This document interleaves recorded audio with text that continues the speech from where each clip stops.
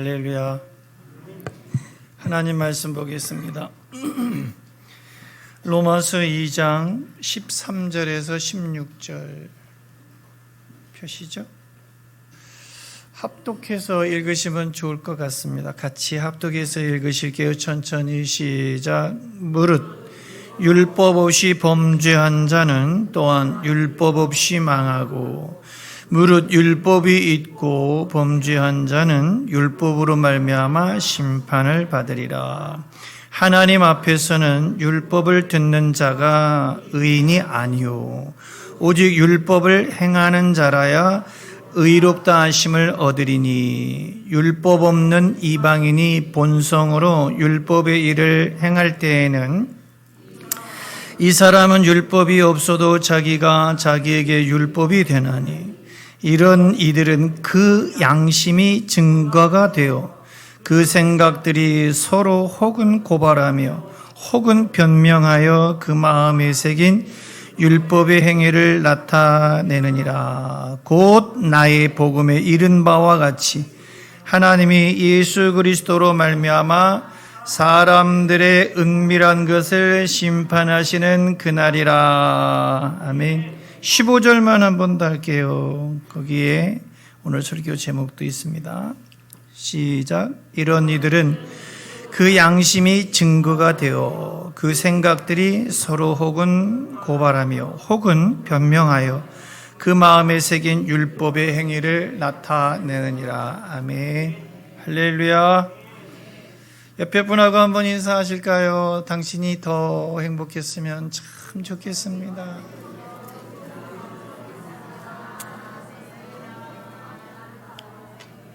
오늘 예배하러 나오신 여러분들 가운데 일평생의 하나님의 선하심, 또 일평생의 하나님의 인자하심, 일평생의 하나님의 축복하심이 반드시 여러분들과 함께 하시리라 믿어요.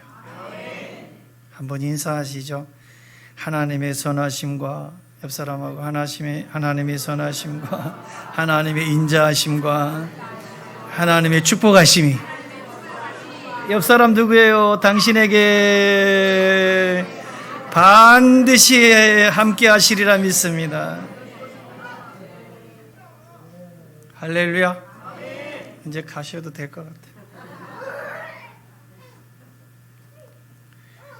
이런 말이 있어요. 댐은 수문을 열어야 물이 흐르고, 댐 아시죠? 댐. 댐은 수문을 열어야 물이 흐르고, 사람은 마음을 열어야 정이 흐른대요. 오늘 마음을 여시길 바랍니다. 저도 마음을 열고, 우리는 세상 속에서 다 마음이 닫혀진 상태에서 오거든요. 교회 오실 때는 다 닫혀서 와요. 긴장 속에 오고 두려움 속에 오고 그래요. 근데 이 마음을 열어서 하나님의 사랑을 흐르게, 하나님의 축복을 흐르게, 하나님의 치유를 흐르게, 하나님의 능력을 흐르게 하고, 하나님의 은혜를 흐르게 하고, 하나님의 인자하심을, 하나님의 선하심을, 하나님의 평화를 흐르게 하는 그런 시간이 될 수 있기를 축복합니다. 요즘 들어서 지상 매체를 통해서 자주 등장하는 말이 있는데 바로 내로남불입니다.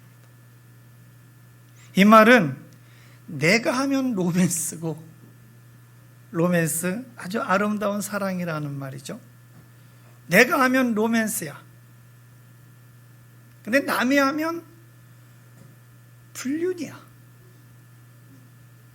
어떻게 그럴까? 자기가 하는 것은 아름다운 사랑이 되고 남이 하는 것은 불륜이 되고, 그러니까 내가 하는 것은 옳고, 조금 더 진행시켜 보면 남이 하는 것은 다 그르다는 거죠. 잘못됐다는 거예요.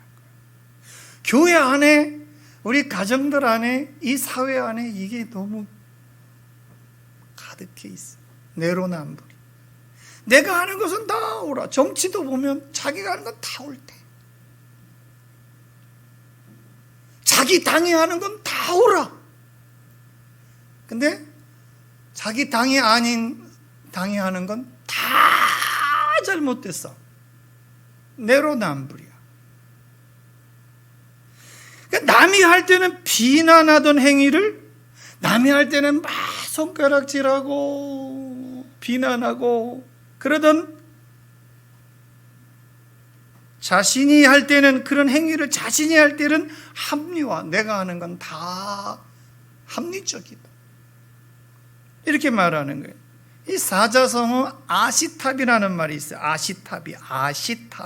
이거 참 말하기도 힘들어요. 아시탑이. 사자성어인데 나는 옳고 너는 틀리다. 나는 옳고 다른 사람은 틀리다. 바울 당시의 유대인들이 그랬어요.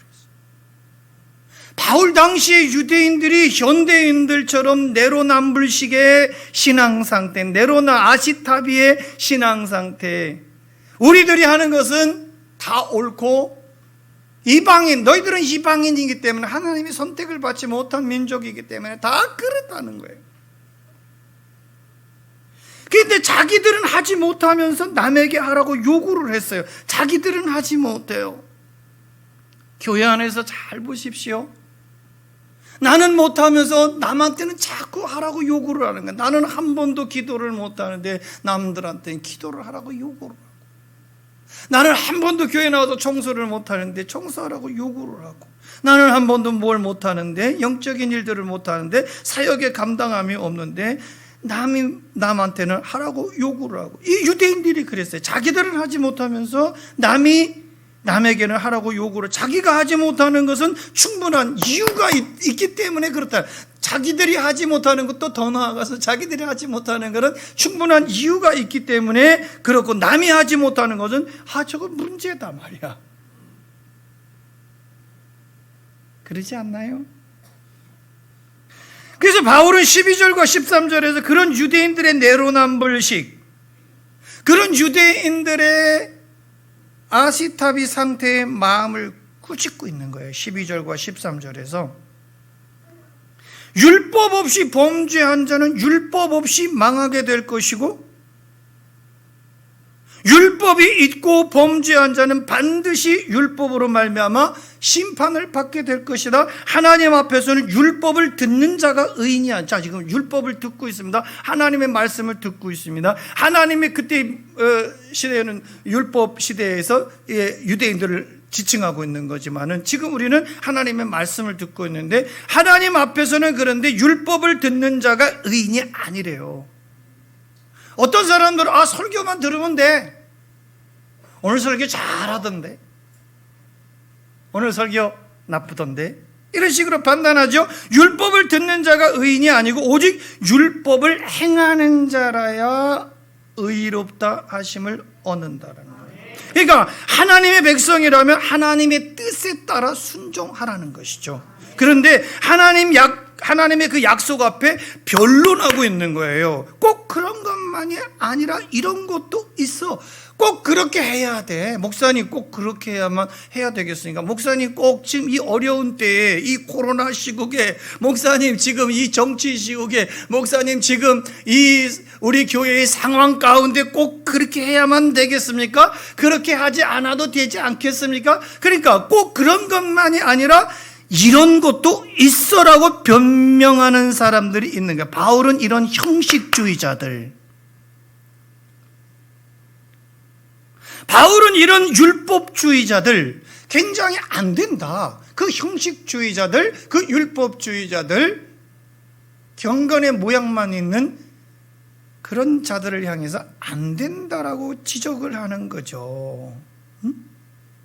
우리가 코로나 시국에 그런 경험을 많이 했지 않습니까? 왜 꼭 교회에 나가서 목사님 예배를 드려야만 됩니까? 정부 정책에 협조하면 안 되겠습니까? 다른 교회는 다 유튜브로 안 나는데 왜 목사님만은 왜 자꾸만 교회로 나와서 교회 예배를 고집합니까?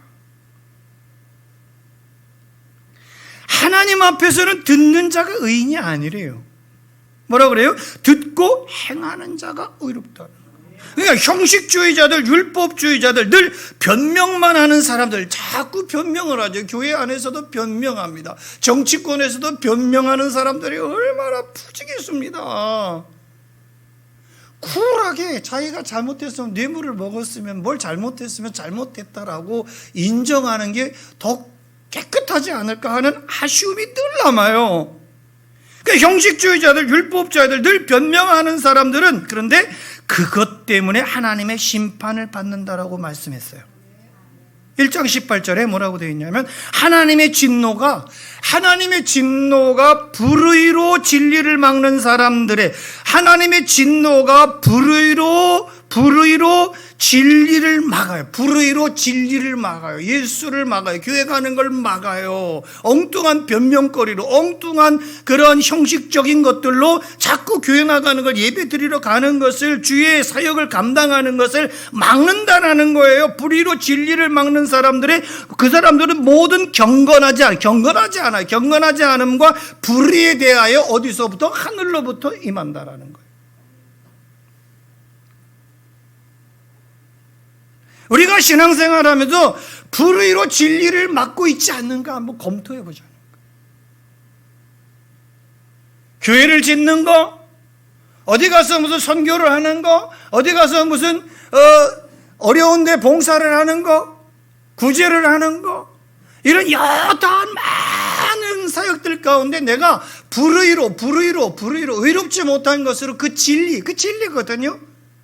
예수님의 사역이냐, 그걸 막고 있지는 않는가. 여러분, 시험에는요 출제자의 의도가 있어요. 그렇죠? 출제자가 원하는 답이 있어요. 그 답과 같아야 정답인 거예요. 내가 아무리 이것이 정답이라고 내 말이 아무리 옳다고 주장을 해도 아무 소용이 없는 거예요. 하나님께서 원하시는 답도 마찬가지예요. 하나님께서 원하시는 답은 이거예요. 진리는 바뀌지 않는다. 다 같이 시작.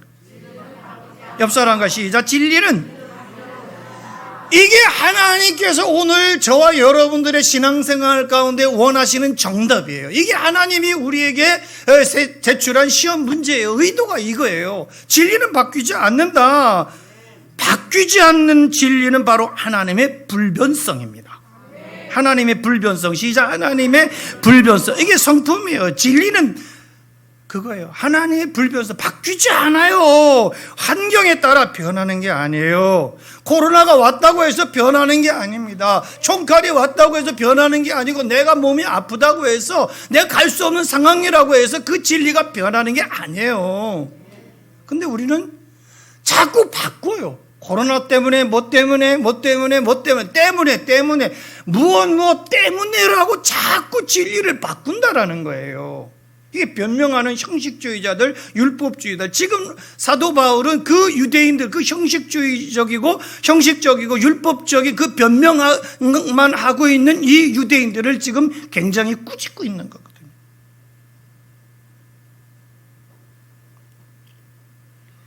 바뀌지 않는 진리는 바로 하나님의 불변성인데, 환경에 따라 변하는 게 아니라고 말씀드렸어요. 그러니까 교회에 적용시켜보면 이런 거예요. 현대 교인들은 신앙생활을 적당히 하자고 합니다. 여러분 주변에도 많죠?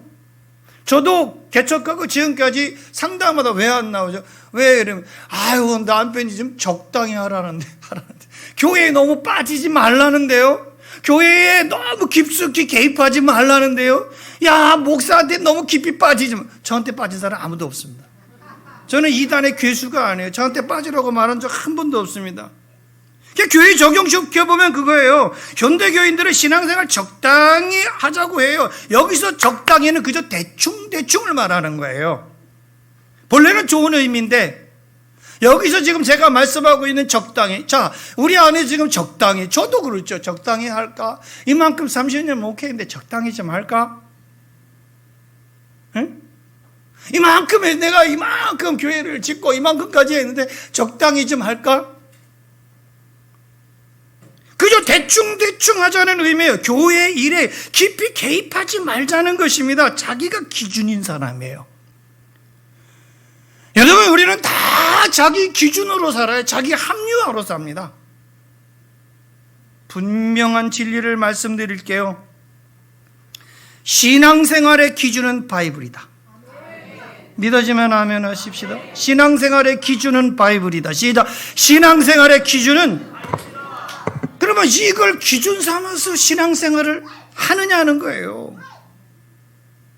복음 되시는 예수 그리스도가 기준, 진리가 기준이어야 돼요. 자기가 기준이 돼서 신앙생활을 하는 사람들, 자기가 기준이 돼서 건축을 하고, 자기가 기준이 돼서 뭔가 봉사를 하고, 자기가 기준이 돼서 뭔가 헌신을 하려고 하는 사람들은 반드시 시험에 빠집니다. 왜? 자기 기준하고 맞지 않으면 시험에 빠지니까.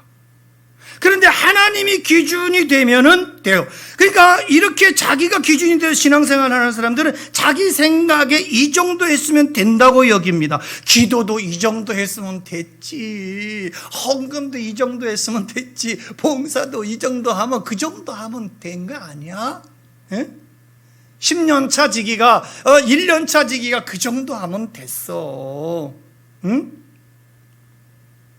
봉사도 헌신도 뭐도 다 이만큼, 이 정도 했으면 됐다라고 여깁니다. 여러분, 하나님의 은혜에 감사하는 행함은 아닌 거예요.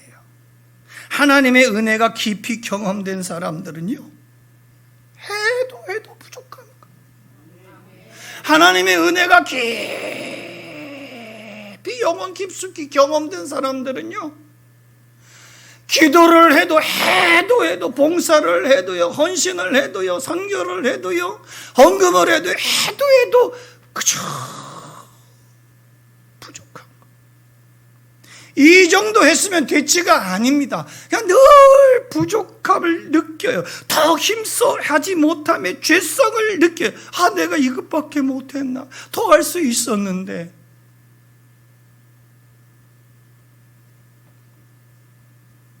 자기 기준으로 신앙생활을 하니까 아무 열매가 없는 거예요. 내 기준에서 그 영혼을 바라보니까 그 영혼이 보일 수가 없는 거예요. 내 기준으로 교회를 바라보니까 교회 구석구석에 일들이 보이질 않는 거예요.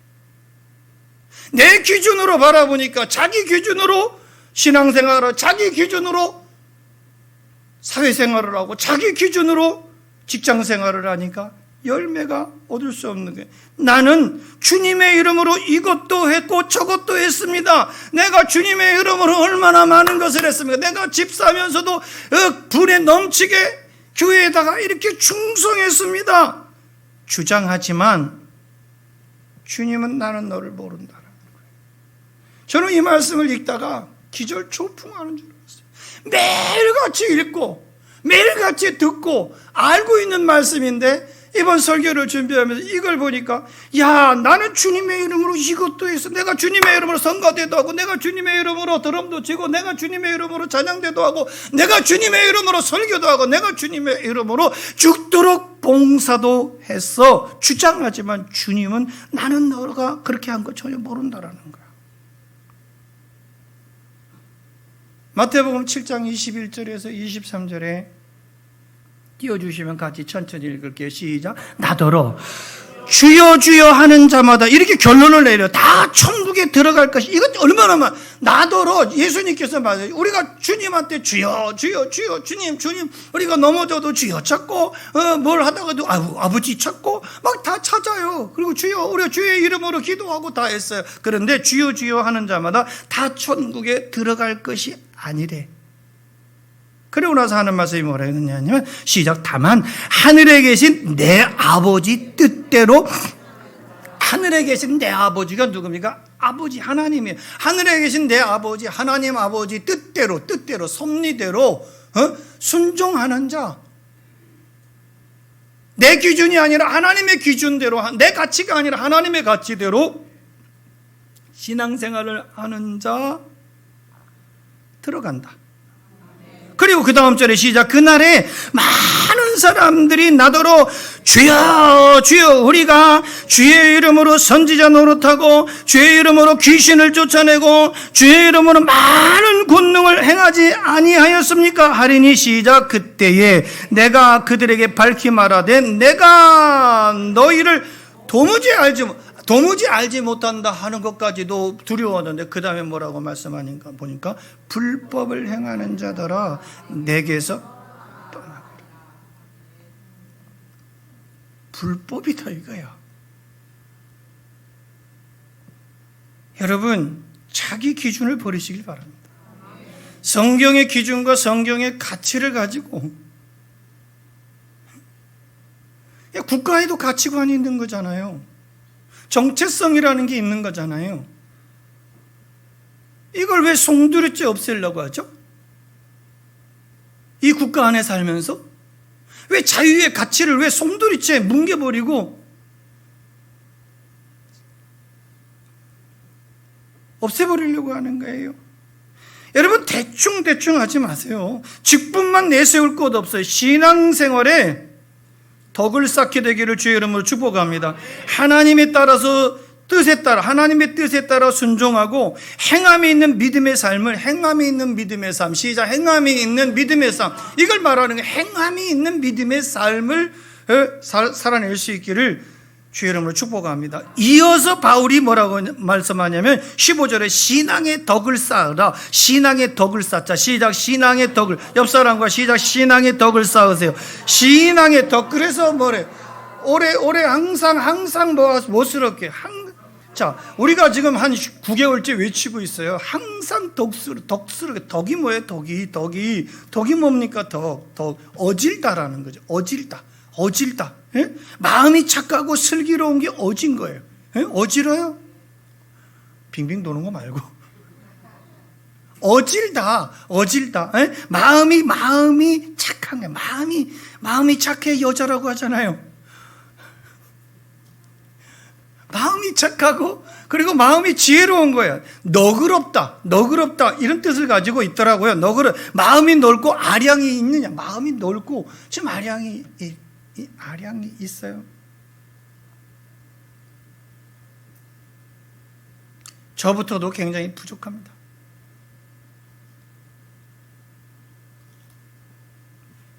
자, 15절.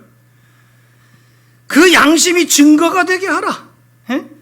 그 양심이 이런 사람들, 그러니까 자기 기준에서 그리고 자기 가치관에서 늘 살아가고 형식적이고 율법주의적인 사람들은 그 양심이 증거가 되게 하라고 말씀해요. 이런 이들은 그 양심이 증거가 되어 율법의 행위를 나타내라 이렇게 말씀하는데, 자 15절 한번 같이 읽어보십시다. 2장 15절 시작.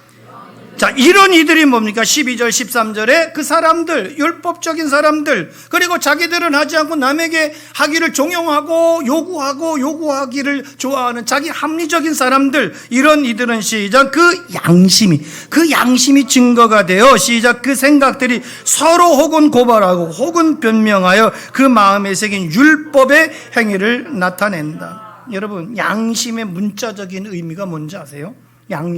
한번 따라하세요. 양심의 거리낌이 없기를 힘쓰자 그랬지 않습니까? 나도 하나님과 사람 앞에서 양심의 거리낌이 없기를 항상 힘쓰나이다 그랬는데, 양심의 문자적인 의미부터 보면은 이런 거예요. 사물의 가치를 분별하고, 지금 가치 기준적인 얘기하고 있잖아요. 사물의 상황의 어떤 가치를 분별하고, 자기 행위에 대해서 옳고 그름을 분별하고, 자기 행위에 대해서 내가 하는 행위가, 내가 오늘 지금 이렇게 예배하고 있는 행위가 옳은 건지 그른 건지 그것을 분별하고, 그리고 또 하나는 선과 악의 판단을 내리는 도덕적 의식이다 이렇게 되어 있어요. 선과 악을 판단, 선이 뭐고 악이 뭔지를 그걸 판단할 수 있습니까?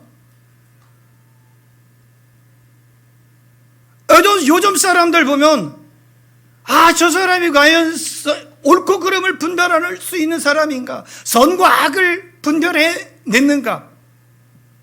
양심이 없어요.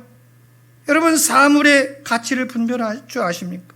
자기 행위에 대해서 옳고 그름의 판단이 있습니까? 선과 악의 판단을 내릴 수 있습니까? 그런 도덕적 의식, 굉장히 양심적이고 그 양심이 반듯한 사람이죠. 이 헬라어 원문은 슈네이데스 데시스, 슈네이 데시스. 이 원문은 그렇게 되어 있어요. 양심이 슈네이 데시스, 슈네이 데시스, 슈네이 데시스. 신약 성경에 32번 나오더라고요. 근데 거반 바울 서신에 있는데 본문 15절을 비롯해서 고린도전서 8장 7절, 10장 25절, 29절, 디모데전서 1장 5절, 3장 9절, 4장 2절에 언급. 다 찾아보지는 않겠습니다. 시간상. 찾아보시길 원하시는 분은 설교 프린트가 있으니까 한번 찾아보시죠. 여러분, 어떤 사람들이 믿음에서 떠나고 어떤 사람들이 믿음에서 자꾸 떠납니까? 뒤로 물러가 침륜에 빠집니까? 어떤 사람들이 미혹하는 영과 어떤 사람들이 귀신의 가르침을 따르게 됩니까? 바울은 디모데전서 4장 1절 2절에서 자기 양심의 화인을 맞아서 외식함으로 거짓말하기 때문이다. 그런 사람들, 자기 양심의 화인을 맞아서, 이 화인이라고 하는 것은 불도장 같은 거, 노예들한테 덩어리에다가 가슴팍에다가 너는 영원한 노예야, 없어지지 않는 불도장을 찍지 않습니까? 그게 화인이에요.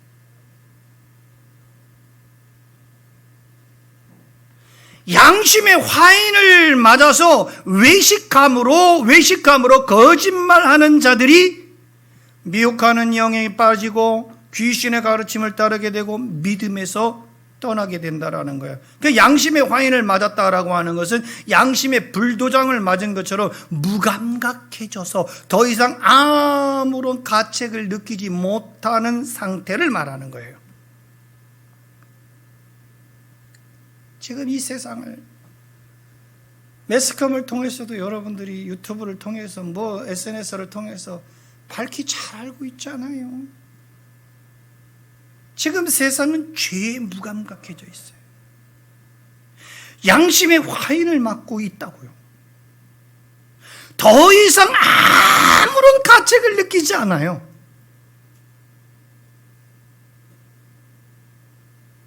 무슨 가책이 있습니까? 그만큼 바울은 신앙인들의 양심에 대해서 지금 피력하고 있는 거예요.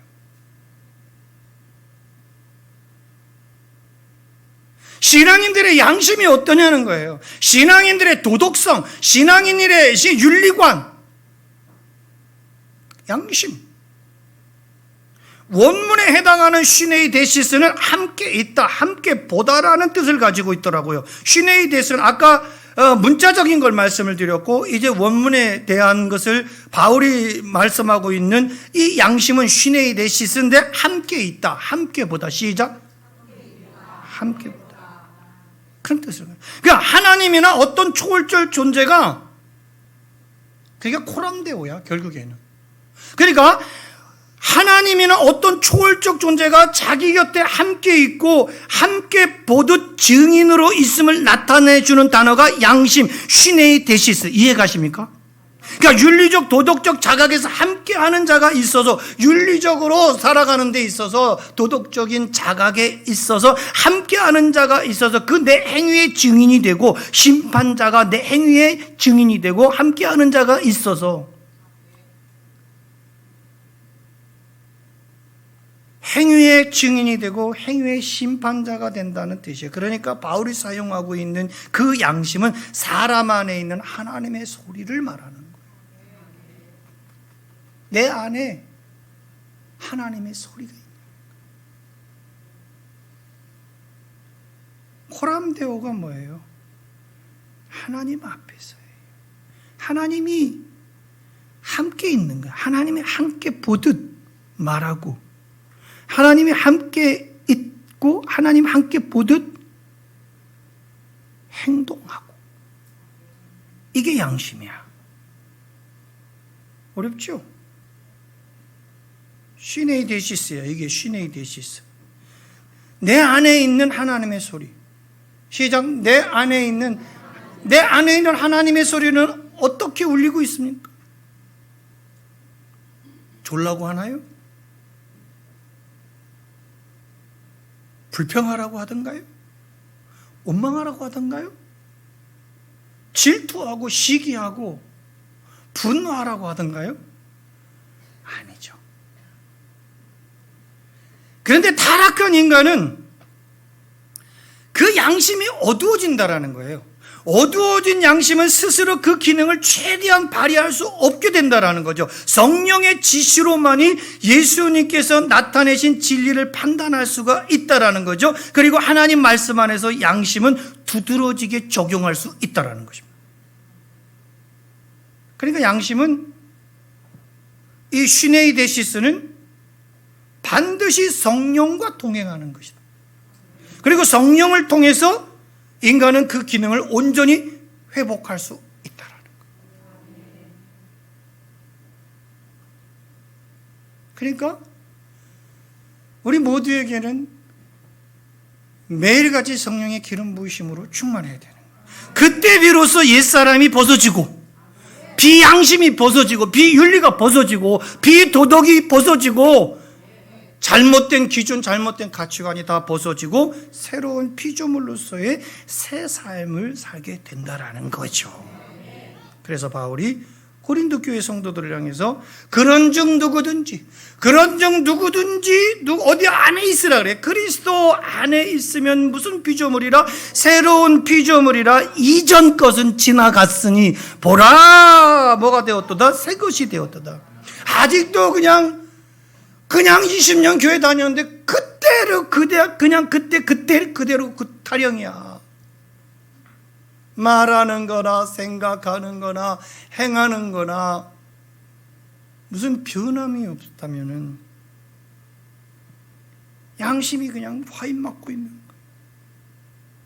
지난주에도 저는 왜 우리가 예수님 안에 있어야만 되느냐? 왜 우리가 진리 안에만 있어야 되느냐?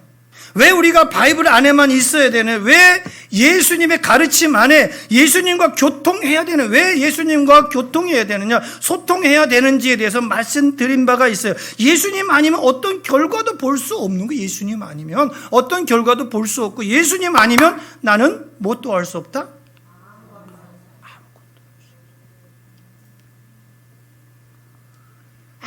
아무것도 예수님 아니면 할 수 없는 존재인데, 예수님 없이도 그렇게 무엇을 하고 있다는 거는요, 긍휼하심이야. 자, 요한복음 다시 한번 15장 5절부터 8절 지금 띄워주셔서 같이 한번 읽어보십시오. 전체 시작. 나는, 너희는 포도나무와 가지 사이. 그 시작. 그가 내 안에, 내가 그 안에 거하면 사람이 열매를 많이 맺나니 나를 떠나서는 너희가, 누구를 떠나서? 예수 그리스도의 가치를, 예수 그리스도의 기준을, 예수 그리스도의 은혜를 떠나서는, 능력을 떠나서는 아무것도 할 수 없는 거야. 6절 시작. 사람이 내 안에 거하지 아니하면 가지처럼 바뀌어버려져 마르나니 사람들이 그것을 모아다가 불에 던져 없애버려. 다 죽음이야. 완전한 멸망이라고. 8절 너희가 열매를 많이 맺으면 내 아버지께서 영광을 받으실 것이요 너희는 복음 안에서 새로운 피조물로 살아가시길 바라요. 이전 것들은 지나가게 하고, 이전 것들, 이전에 원망했던 거, 이전에 감사치 못했던 거, 이전에 잘못된 기준을 세웠던 거, 내 기준으로 살았던 거, 이전에 자기 가치관으로만 살았던 거, 이전에 율법적으로만 살았던 거, 이전에 비양심으로 살았던 거 전부 다 없애고 할렐루야. 새로운 피조물로 사시기를 축복합니다. 자, 두 곳에 기록된 말씀을 한번 찾아보겠습니다. 로마서 9장 1절 2절 시작. 로마서 9장 1절 2절 시작. 내가 그리스도 안에서 참말을 하고 거짓말을 아니하노라. 시작. 나에게 큰 근심이 있는 것과 마음에 그치지 않는 고통이 있는 것이 있는데, 그것이 뭐냐면 내 양심이 어디 안에서? 성령 안에서 나와 더불어 증언. 그러니까 양심을 반듯하게 하려면 성령을 통하지 않고는, 성령의 충만함이 없고는요, 이 양심을 가지고 살 수가 없어요. 분별이 안 돼요. 굉장히 중요한 거예요. 그러니까 자기 안에 성령이 계시지 않으면 자기 안에 있는 하나님의 소리를 들을 수 없다는 얘기죠. 내면을 볼 수가 없는 거예요. 내면의 소리를 들을 수가 없는 거예요. 내 안에서 하나님의 음성이 있는데, 하나님의 소리가 있는데. 자, 고린도후서 1장 12절 시작. 우리가 세상에서 특별히 너희에게 대하여 하나님의 거룩함과 하나님의 진실함으로 행하되, 자, 육체의 지혜로 하지 말라는 거예요. 하나님의 은혜로 행해서 우리 양심이 증언하는 바니 이것이 자랑이다, 이러네요. 할렐루야. 그러니까 교회의 모든 일을 은혜로 감당하라는 얘기예요. 여러분, 은혜로 여러분 인생도 일평생도 하나님의 인자하심, 하나님의 선하심, 하나님의 은혜로 감당하는 인생이 되시길 바랍니다. 할렐루야. 그걸 자랑하자. 이게 은혜를 앞세우라는 얘기야. 내가 이렇게 해서 한 것이 아니고 하나님의 은혜가 임하, 성령께서 감동을 주셔서, 성령께서 내게 지시하셔서 그 소리를 듣고 내가 이렇게 했더니 이런 결과가 있더라는 거, 그걸 자랑하라는 거예요. 우리가 인도의 교회를 건축하는 거예요. 그냥 타의에 의해서 된 게 아닙니다. 어거지로 지어지는 게 아니에요. 아무리 인도라 할지라도 여러분, 성령의 음성인 줄을 믿으시길 바랍니다. 신앙생활은 덕이에요. 덕을 쌓는 겁니다. 하루아침에 만들어지는 건 아니에요. 여러분, 덕이 하루아침에 덕을 쌓자 그랬잖아요. 덕을 쌓자. 덕은 하루아침에 만들어지는 게 아니고 벽돌을 한 장씩 쌓아 올리는 것과 같아요. 어느 날 갑자기 위대한 사람이 되던가요? 그렇지 않아요. 어느 날 갑자기 위대한 사람이 되는 게 아니라 한 장 한 장 덕을 쌓아 올리다 보면 어느덧 한 장 한 장 선을 쌓고 한 장 한 장, 한 발 한 발 믿음의 선한 싸움을 싸우고 나아가다 보면 믿음의 진보를 위해서 나아가다 보면 어느덧 신앙의 위대한 사람이 되어 있는 거예요. 이게 신앙의 덕이고 이게 신앙의 윤리고, 그리고 우리에게는 하나님의 은혜를 경험하는 그 순간부터 그 신앙의 덕을 쌓아갈 수 있는 책임이 주어지는 거예요. 여러분 안에 있는 하나님의 소리를 잘 들으시길 바랍니다. 내 안에 있는 하나님의 소리, 시작. 내 안에 있는, 그게 양심이에요. 그게 그 양심이에요. 잘 듣고 신앙생활 잘 하셔서 믿음의 많은 열매를 맺으시고 하나님께 영광이 되게 하고, 주님 앞에 가서는 두 손 들고 생명의 면류관, 시작. 옆 사람한테 생명의 면류관 받으시라고.